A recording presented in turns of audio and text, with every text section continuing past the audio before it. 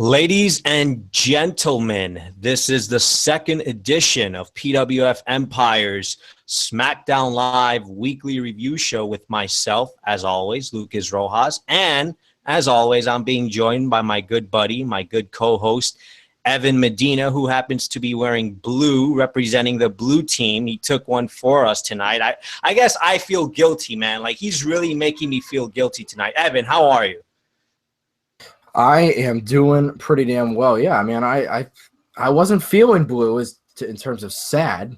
I just wore blue. It just happened that this was the shirt I put on. I wasn't thinking, oh, SmackDown review tonight, I better wear a blue shirt. But it does work out pretty well. I could have taken the credit right there, but I'm very, very humble, much like my idol, my hero, the greatest, the GOAT, Erick freaking Rowan. Well, why wasn't he wearing blue tonight? But yeah, look at this guy. I mean, he has headphones in blue. Eyes are probably blue. I mean, shirt is blue. I mean, yeah, look at your wall, man. That's the woman killer right there, baby. Woo! That's what gets all the ladies to come back over here. well, all right. I'll be more prepared next time. So sorry about that, guys. I forgive you. Don't worry about them. I forgive you. Your co-host is all right with it. As long as next week you wear blue, okay, we're all good. All right. Just letting you know. But we had a show tonight, and that was definitely SmackDown. I don't know where to get started with SmackDown, but it did come from Boston, Massachusetts, where you, of course, are from. And I just got to trash Boston for a second like Kevin Owens did. Can I do that? Oh, you can. I don't want you to, but I mean, well, fine. I'll save it for later. But let's get this show started. So we had the main event. It featured AJ Styles taking on Baron Corbin and the newest acquisition to SmackDown, Sami Zayn. And this match, it actually started off being announced at the start of the night with Daniel Bryan. You know, we had Kevin Owens come out. He announced himself as the newest entry to SmackDown as part of the new roster. Then, of course, Baron Corbin came out. Then we had Sami Zayn come out. And then it finally led to AJ Styles coming out. And it just led into a huge battle of words between all of them. And Daniel Bryan followed that up by saying, hey, listen, three of you guys are not champions right now, but the guy that is holding that title, Kevin Owens, the United States Championship, he may not even be champion after Payback, but he set up a caliber main event for SmackDown tonight, in which it featured AJ Styles, Sami Zayn, and Baron Corbin, and the winner of that match would go on to become the #1 contender after Payback to Kevin Owens' Universal United States title. So what a blockbuster announcement that was to start off the night. But, of course, what ended the night was AJ Styles standing in the ring alone, rightfully so, as the #1 contender. Evan, what are your thoughts on this main event match and also the winner, AJ Styles? Well, I mean, first off, I thought the show started off really well with this, Zayn, Styles, Owens, and Corbin. I think it's good that Kevin Owens is on SmackDown, but it really does turn out to be true that it seems like Kevin Owens and Sami Zayn just cannot be separated, which is frustrating for me because I don't want to see Zayn and Owens continue to fight. I love those two, but I do think we need a break, and I think them being on separate brands for 6 months to a year would be the best thing. Either way, I think Sami Zayn coming to SmackDown is a great move. I'm still a big fan of that. But Kevin Owens on SmackDown, I think he'll be able to shine that much brighter. I'm quoting a tweet that I put out earlier, and I truly do believe that. I really think that Kevin Owens will do better on SmackDown. I think almost anybody's going to shine a little more on SmackDown because with Raw, it's a little easier to get lost in the shuffle. So, you know what? This main event was really good. I thought this was a great way to end the night, especially because I think Baron Corbin is really starting to show off just how good he is. I think we're really starting to see how good he is because I always was someone who thought, yeah, Corbin's all right, but that was pretty much all I felt. I never sat there and said to myself, yeah, this guy's actually pretty damn good. I'm starting to like him more and more, and I think this match was proving that since he was in the same ring as AJ Styles and Sami Zayn, who are obviously really good. It's easy to look like the weak link in the match. I don't think Baron Corbin looked weak in this match at all. Styles being the winner definitely a good choice. I mean, some people will say Styles going after the United States title after, being world champion not too long ago is kind of weird. And I definitely don't disagree with that. But I think at the same time, on the other side of that coin, the U.S. title is actually getting a lot more value. So, I mean, there's a good part and a bad part to it. And I think the good part is the U.S. title is starting to feel more relevant again. Jericho and Owens will have one more match, which is cool. And now AJ Styles will be going after it. I'm assuming Owens is going to hang on to the title. And, I mean, Owens versus Styles, we all know that's pretty damn good. Yeah, and I think you described that main event match perfectly, because as you were saying and analyzing the whole dynamic with what's going on right now in that United States title picture, it is interesting because you know what else WWE was able to do with that main event tonight on SmackDown? They told the story of every character involved in that ring. AJ Styles stands alone on top as the guy who built SmackDown from the ground up, and he rightfully so won. He still remains the man. Sami Zayn eats the pinfall, loses yet again, but he continues that underdog mindset, that underdog style that he approached for so long on Raw, and now he's carrying it over to SmackDown. It's great. And then Baron Corbin doesn't necessarily eat the pinfall, but he still looks pretty dominant, and as a guy who still has something to prove with a chip on his shoulder as the future of SmackDown. So I think that those three stories, they really found a way to execute that perfectly independently and individually for all three guys. So I really like how they did that. And you're right. A lot of people may see this as a bad move. Oh, we get Sami Zayn and Kevin Owens. These aren't necessarily as huge names as, some of the guys that Raw got last night. But we saw the benefits that come with that. These guys now get to shine on their own. They were featured in a main event match. It went on last. It actually was more important tonight than the actual WWE Championship, and that's pretty funny to be talking about. And it is pretty good news for Sami Zayn to be main eventing on his first night on SmackDown. I don't think people are making this as big of a deal as it should be. But I really do like the dynamic and the setup that they have going forward with SmackDown in regards to that whole mid-card picture, because now you get to mix it up. You get to have some of these guys in the mid-card scene. You get to have some of these guys in the main event scene, and you don't necessarily know who's going to move up or who's going to move down. And that's the beauty of it. AJ Styles is now in a U.S. title picture, but he could still be just as important. So I really like what they're doing with SmackDown. But I guess that'll transfer us now to talking about the shakeup. We have to talk about the roster shakeup and some of these moves. You mentioned it earlier. Guys like Kevin Owens and Sami Zayn, they started off the night being announced as two of the newest SmackDown guys. But we also had other names like Jinder Mahal, The New Day, Rusev, Charlotte Flair, Tamina. I'm starting to lose track. Can you help me out here? What other names were out there tonight that stood out for you or that were important? I think the ones that are the most standout are Charlotte and Charlotte. Because to me, she's somebody who I think no one was really expecting to move necessarily, but it's a great move because she's kind of that mama bear, so to speak, for this women's division, and she's won the championship multiple times. She's one of the best characters going in the women's division. She's one of the best in-ring wrestlers. She's a great heel right now, and she makes everybody around her better. So her going over to SmackDown makes the SmackDown women's division better, and I think that division needed that kind of a boost. So I think Charlotte is a great move. Rusev, I really hope that him going to SmackDown can make him relevant again, because I always have liked Rusev. I've always thought that he was a really solid worker, really good heel.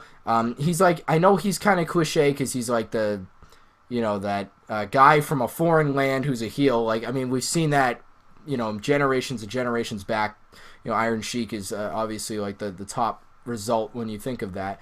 But to me, I think Rusev has a chance to kind of have a revitalization here. And obviously Lana's going to be there as well, and they advertise her separately, so making me think that she'll actually be a competitor in the women's division now, which is obviously really interesting. Honestly, those were the top moves, besides obviously Owens and Zayn, which are great way to start it up. So to me, those were the biggest ones. Tamina obviously kind of gets overshadowed by Charlotte coming out right after.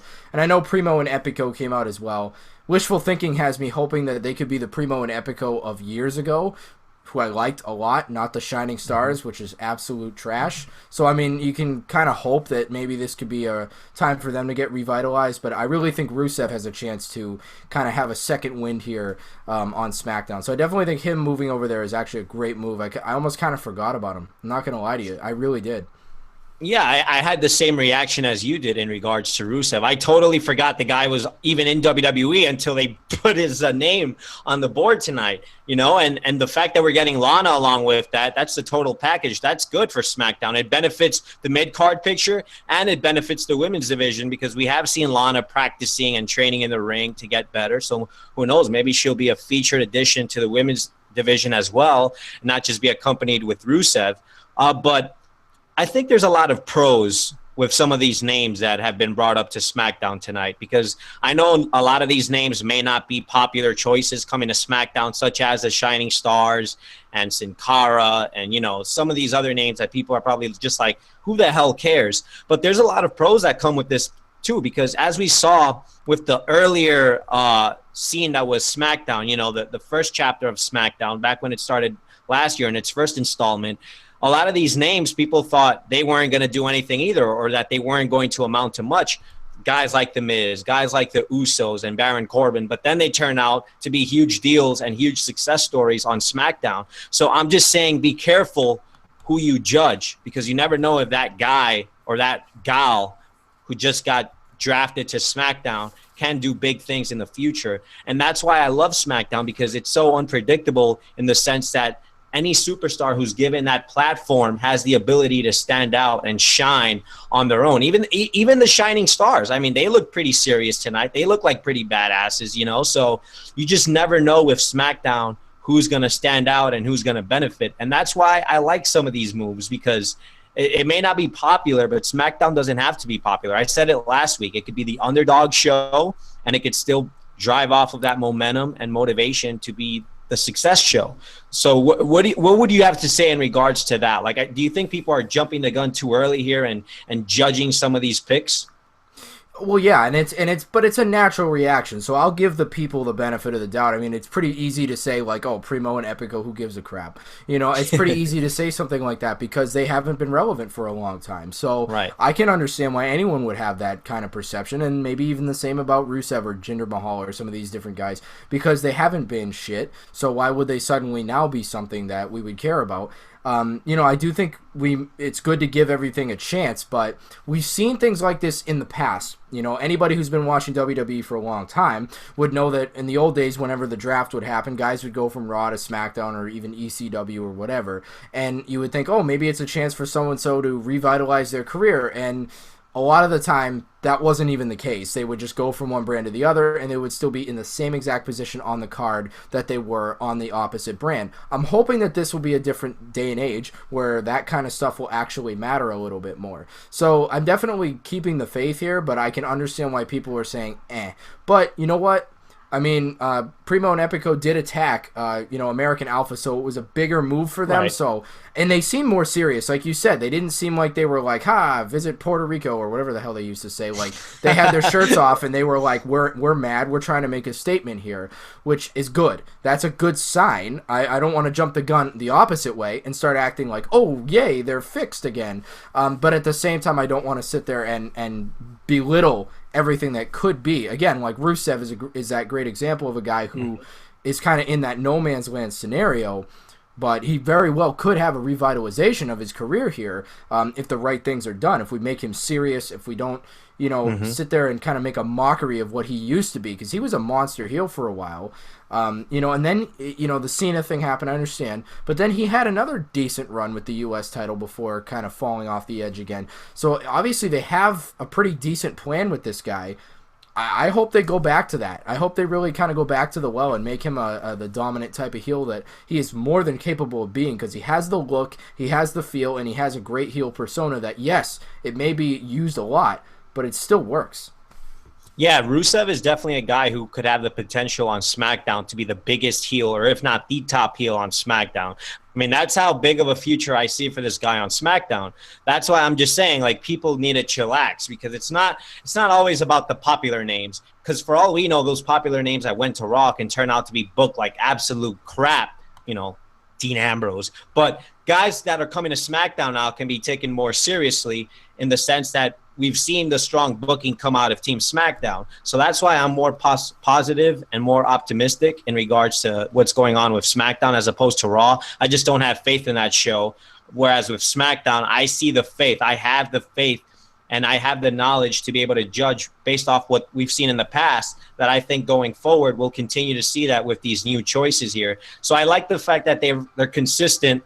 I like the fact that they're consistent in the fact that, hey, you know, they're still the underdogs and they're still driving off of that motivation to be the underdogs.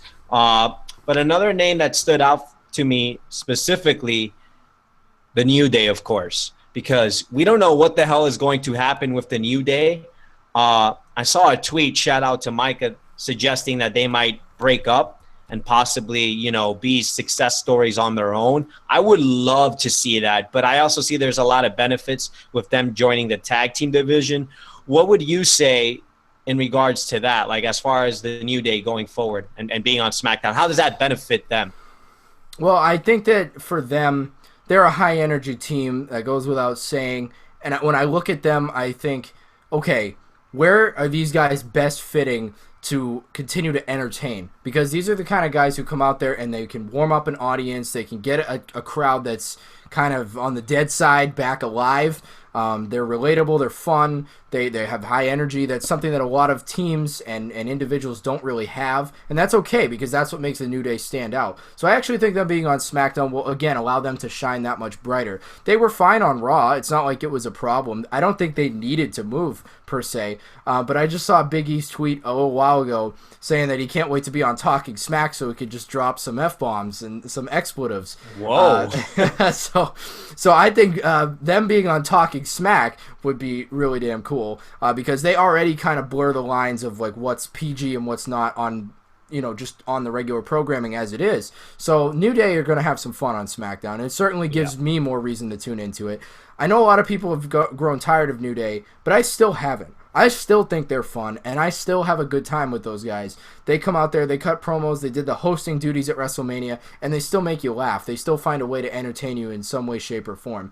So I think with them going over to SmackDown, it helps that tag team division that much more. I think them and American Alpha could put on some really cool matches. I honestly think them and the Usos could have some good matches as well. So I really think that the SmackDown tag division might get better, and if Primo and Epico are actually serious like they were a few years back, then you could have that many more teams out there. I know the Vaudevillains are no more, but, you know, I mean, you still got some teams over there, and I think New Day kind of supplements that division. So it's a good move, in my opinion.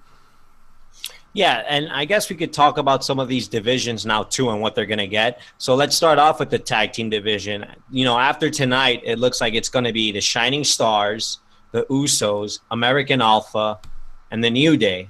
Unless I'm missing a team there. Let's see. Heath Slater and Rhino, I think they're going to Raw. But yeah, so that's the tag team division right now over on SmackDown. So let's just quickly grade this tag team division here after tonight. What do you think of the whole picture and the landscape in the SmackDown tag team division? Would you say it's an A or an F? Well, if I had just those two grades to give, I would go more. Well, fine.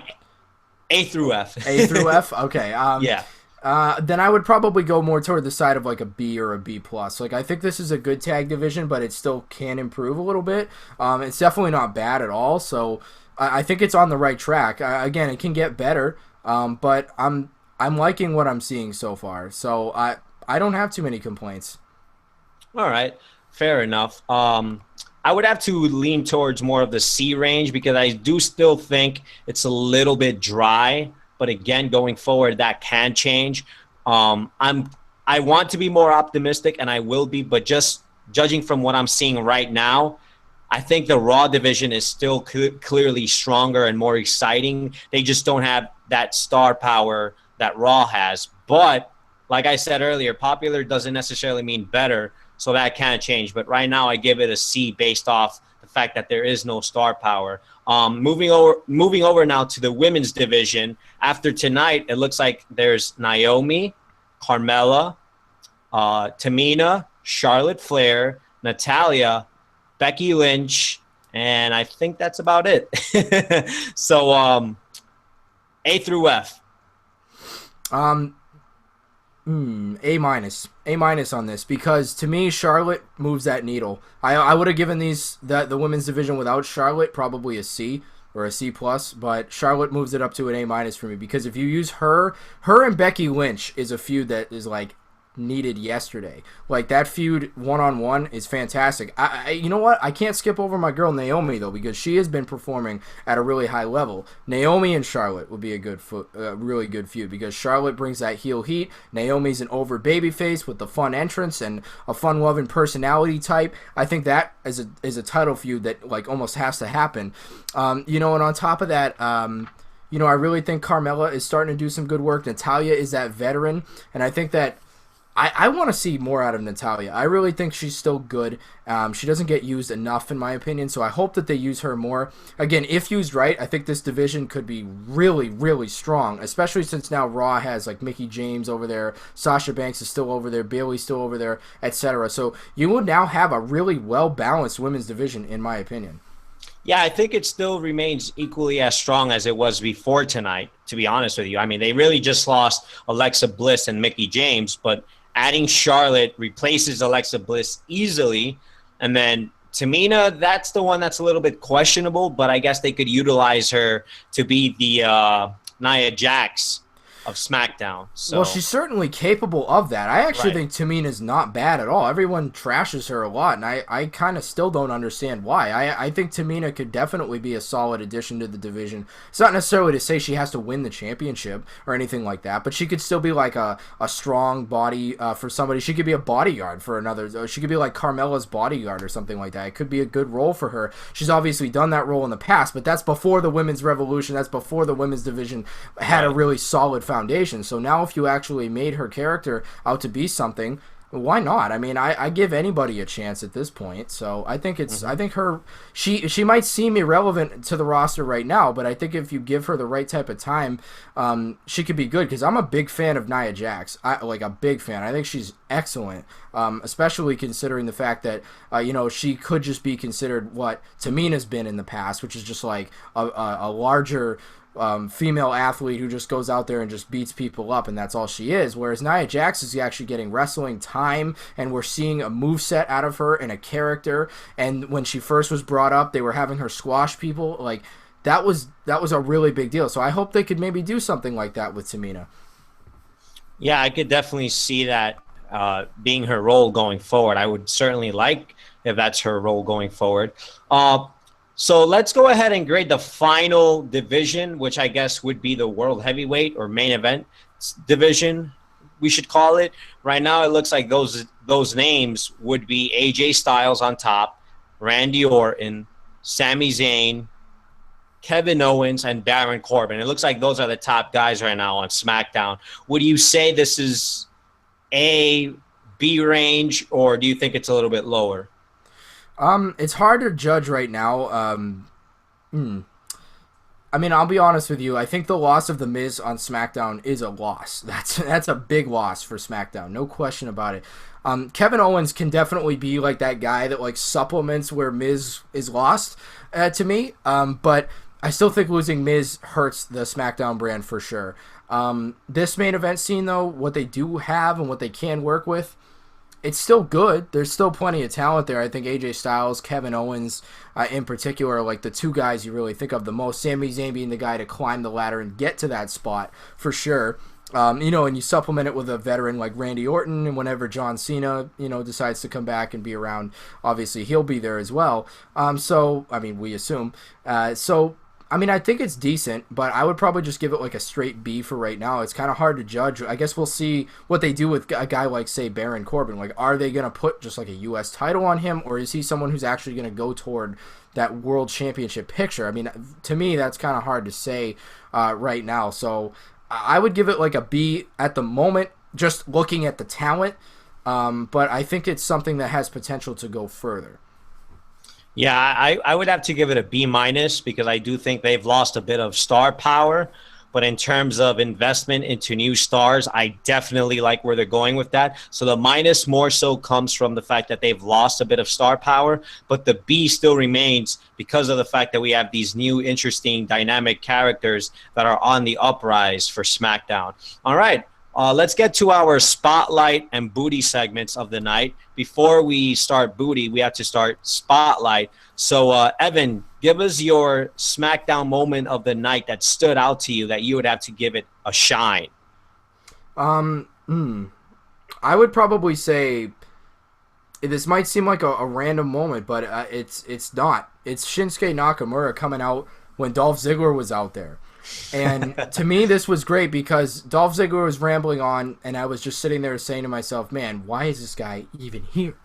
And then Shinsuke Nakamura comes out and answers all my prayers in one quick, swift motion and comes out there and just tears the house down. The reaction that he got, one of my buddies was there live and was saying that he got the best reaction of the night, like hands down, got so over, which is no surprise if you have been watching the product for any scope of time.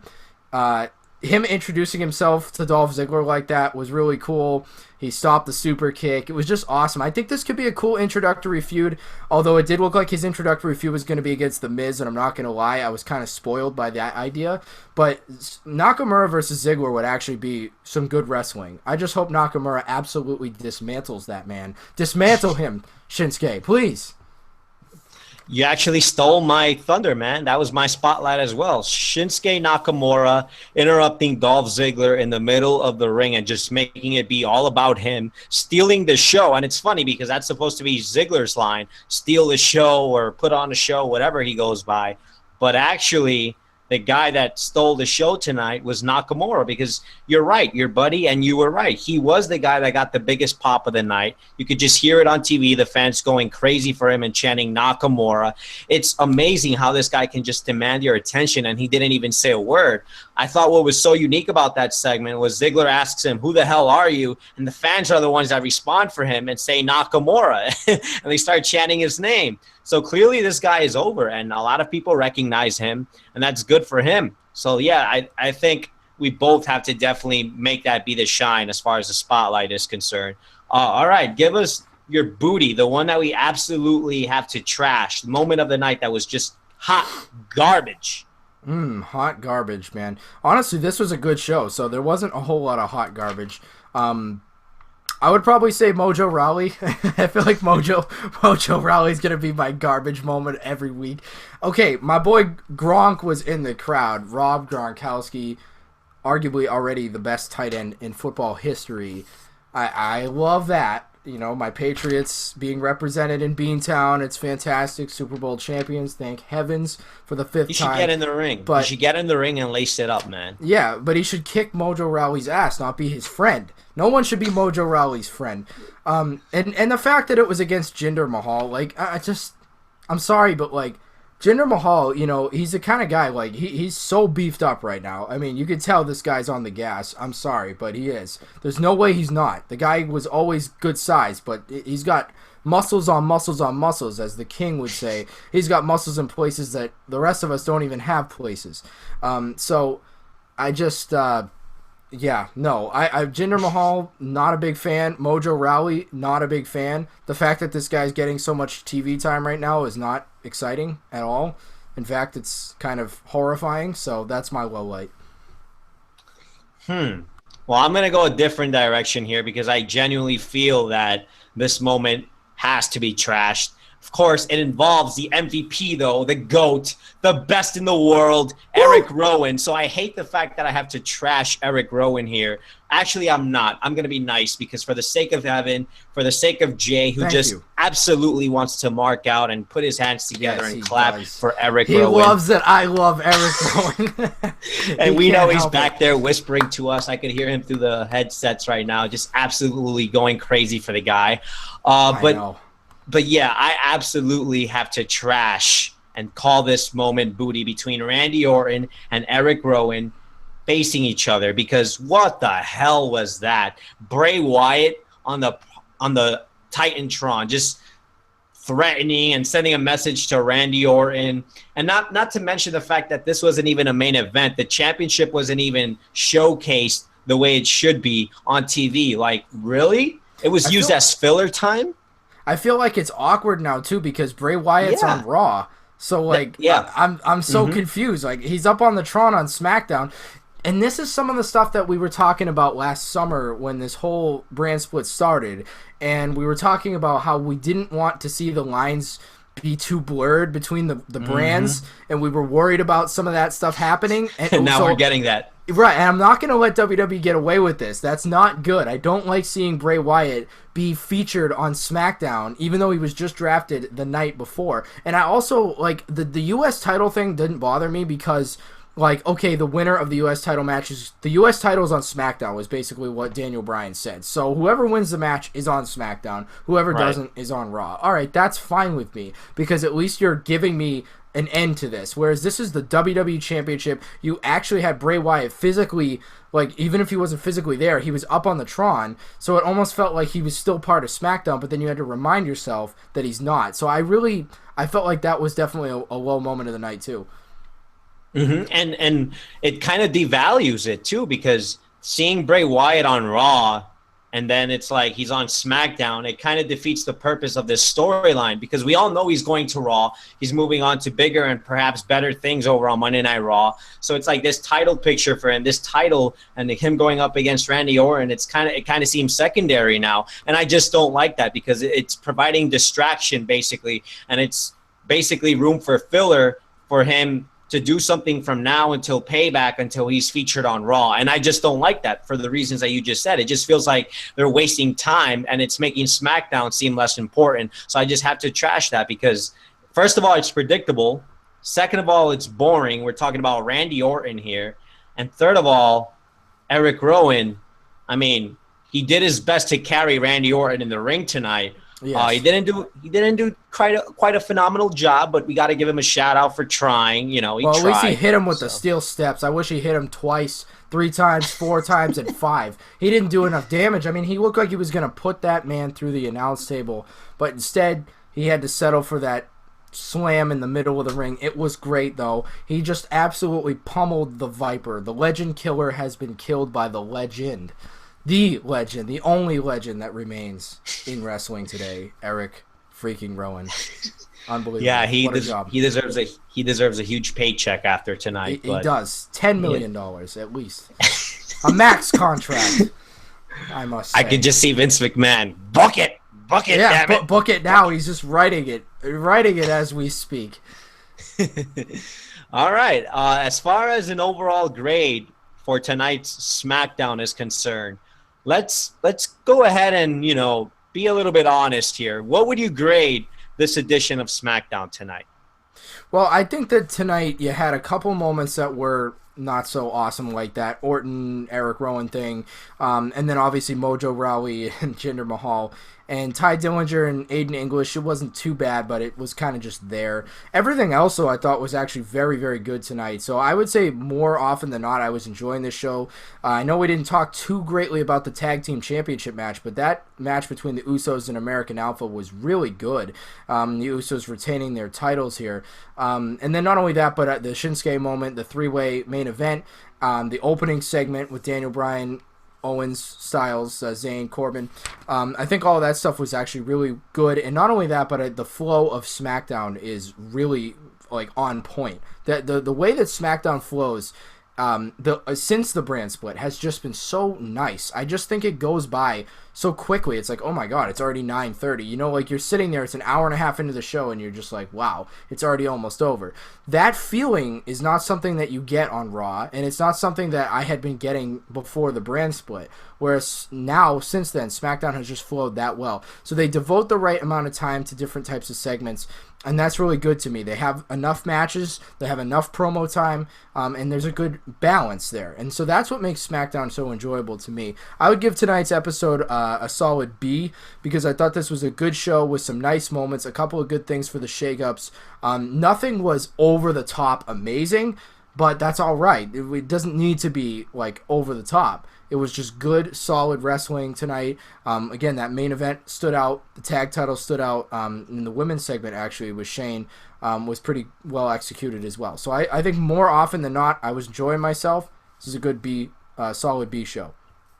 Yeah, and I would have to say the same. It's probably around the B range because the thing about shows in general, they have to start strong and they have to finish strong. And that's exactly what SmackDown accomplished tonight. I think I like the setup, how it started with the beginning with Kevin Owens and all those guys coming out. Then it ended with perhaps three of the top names on SmackDown right now having a tremendous match, and they featured all of them perfectly. So, yeah, I wasn't a big fan of a lot of things happening on SmackDown, like with Mojo and Jinder Mahal, and even the tag team title match. I'll be honest with you, as good as it was, we've seen that match so many freaking times. It's been shoved down our throats that this Usos versus American Alpha crap, I mean, I'm sorry, I just got sick of it. So there were some moments tonight that were boring to me for SmackDown, but I just have to give credit where credit is due because they still started off strong. They still finished strong.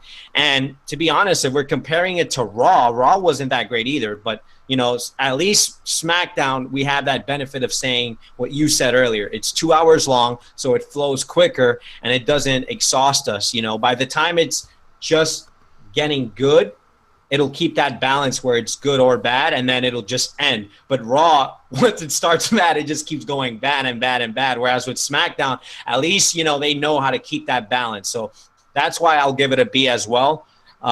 So, yeah, pretty solid addition. And going forward, I think there's big things on the uprise for SmackDown. I'm not going to be negative. I'm not, because judging from what we've seen in the first installment of SmackDown, the first season, I think this season has potential to be better. And we are going to see some stars break out again. Any final comments on that?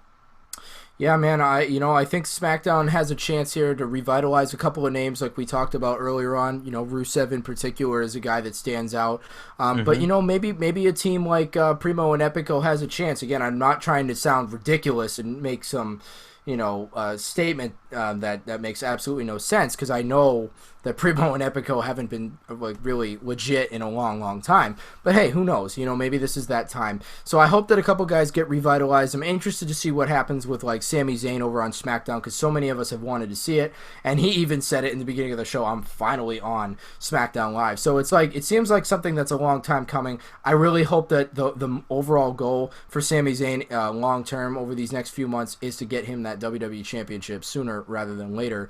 It's interesting to see Kevin Owens on there as well. So glad AJ Styles stayed. That's another thing that is huge to me. Styles staying on SmackDown is the perfect move. I don't think he needed to go anywhere, and they're making it seem like he's the face of SmackDown right now, which I really like. That's a great element here, because Styles is that guy. He is a guy who can carry a brand. There's no question about that. I don't think there ever has been. In my opinion, he's the best wrestler in the world still today. So him being the face of a brand in WWE, still really cool for me to see. Even though he's been in the company now for almost a year and a half, I'm still damn, AJ Styles is in WWE. This is great. Yeah. So, that's a really cool thing to me as well. So I think SmackDown has a chance to continue to be what it's been, which is fun to watch, enjoyable week in and week out, and honestly, the superior brand because of the ease of watching it and the fact that you're able to see some good character development along the way. And that's very important, the length of the show, because like I said earlier, it's important to have balance. When you're just throwing in picks and pieces together, it just doesn't work out in your favor. Whereas if you're mixing it up, and let's say you do get one segment that maybe wasn't as good, but you're getting another segment that's just as good, but then, they still keep it within that time frame of 2 hours. It just makes it better and more, comfortable to get through for 2 hours. And that's very important as a wrestling fan, because with all the streams we get out there and everything that's distributed nowadays, that's a lot of content WWE is featuring. But the fact that SmackDown is 2 hours, that's very important to the eyes, so that is very important there. But all right, guys, that'll do it for tonight's edition of the SmackDown Live weekly review show right here on PWF Empire. We hope we enlightened you, educated you, and entertained you. If SmackDown didn't, I hope me and Evan sure as hell did. But stay tuned, because every Tuesday Tuesday, we're going to be on talking about SmackDown and how great Erick Rowan is, and I'm going to be stealing Jay's catchphrases and all his lines. How do you steal my catchphrase and then go right to Erick Rowan? It's going to become a thing, man. They're one and the same. They're both great, excellent, wonderful, perfect, the best. Yeah. That's why we had to do it, Jay. I mean, your lines are great. Erick Rowan is great, so it's they the just same go hand thing. in hand. What is the difference? I mean, the definition of great, there's a picture of a goat mask and a green overall that Erick Rowan wears. I mean, it's the same thing. I guess we should have Jay wear that mask and say Tuesday while he's at it at the same time. Yes. I mean, I think it would only be appropriate. No. Well, we're gonna get him to do it one of these days. It's only a matter of time. We're in the process. It'll happen. It's gonna happen. Anything can happen on PWF Empire Live, and Jay wearing Erick Rowan's mask would be the definition of anything happening on PWF Empire Live. So, I think we can arrange this. We'll convince him. Don't worry, buddy. We'll start right after this, actually. But by the way, shout out, because I know there's a lot of comments, and I'll probably get some comments. Joshua, what is it? Joshua Pleasant or Peasant, whatever that name is. Shout out to you, buddy, my friend. I know you'll be commenting after this. Just quick shout out there, all right? I'm keeping my eyes on you. It's funny that his last name is Pleasant, but every comment is the opposite of pleasant. It's just completely like a negative comment. I'm like, my name is Mr. Pleasant, but I got one really unpleasant thing to say to you every single time I comment. Pretty ironic. Maybe that's the goal here. Maybe that's his last name. I guess irony defines him. We'll see, though. All right, guys. That'll do it for tonight. It's hot as hell. We're signing off.